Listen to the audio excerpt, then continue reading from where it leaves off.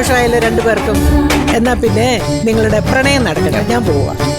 ആ പിന്നെ പ്ലീസ് കഥ ഒന്ന് അടച്ചേക്കണേ.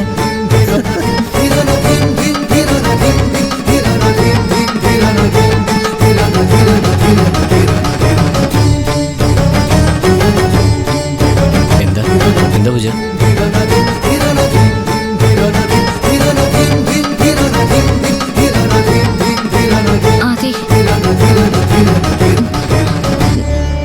ശരിക്കും ഞാനിതൊക്കെ അറിയിക്കുന്നുണ്ടോ? എന്താ സംശയം? അതെ. എന്താണ് താനെന്താ ഇങ്ങനെ? എനിക്കറിയില്ല. എനിക്കറിയാം, എല്ലാം എനിക്കറിയാം.